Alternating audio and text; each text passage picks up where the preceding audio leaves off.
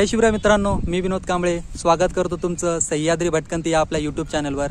आणि आज मी भटकंती करत निघालो आहे सिंहगड किल्ल्याला। तर सिंहगड किल्ला अगदीच माझ्या मागे आहे।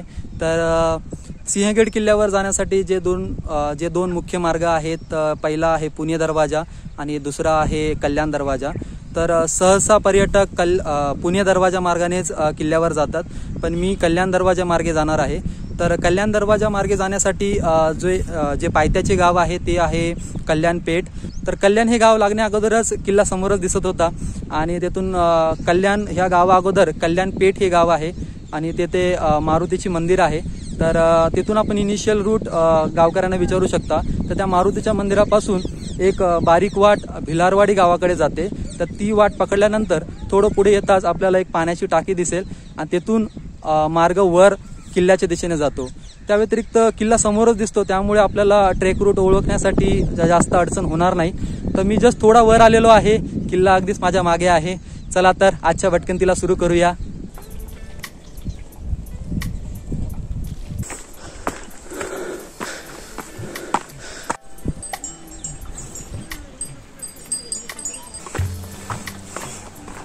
तर सुरुवातीच्या ज्या टेकड्या एकामागोम एक दोन टेकड्या होत्या त्या ओलांडून मी पुढे आलो आणि पूर्ण ट्रेक रूटमध्ये मार्किंग केलेली आहे।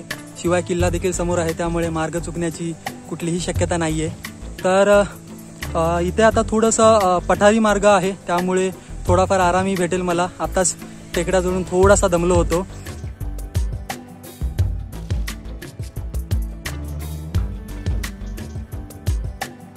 तर जवळपास अर्धा तास झाला मी ट्रेक करतोय आणि गेल्या अर्धा तासात मला काही गावकऱ्यांव्यतिरिक्त एकही ट्रेकर किंवा कोणीही पर्यटक दिसलं नाही। तो आय थिंक कल्याण दरवाजा मार्ग तेवढा लोकांच्या पसंतीचा नसावा, कारण पुणे दरवाजा येथील जे वाहनतळ आहे, पार्किंगची जागा आहे, तेथे मला भरपूर गाड्या दिसतात। तर तेथे लोक बरीच आलेली असावं त्या मार्गाने, पण ह्या मार्गे मला पुढचा मार्ग देखील स्पष्ट दिसतोय किल्ल्याकडे जाणारा, आणि तेथे देखील कोणीही मला दिसत नाहीये किल्ल्याकडे जाताना। तर बघू आपल्याला कोणी भेटतंय की नाही।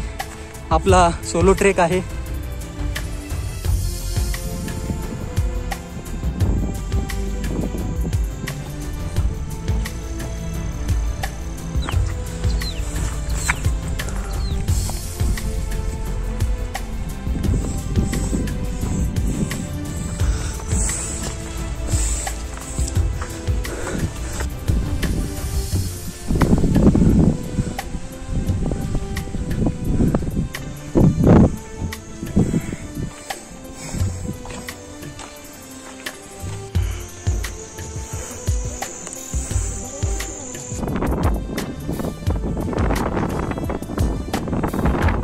तर एक तासाच्या पायपिटीनंतर मी कल्याण दरवाजा इथे पोहोचलो आहे। आता आपण गड भटकंती करण्यास सुरुवात करणार आहोत।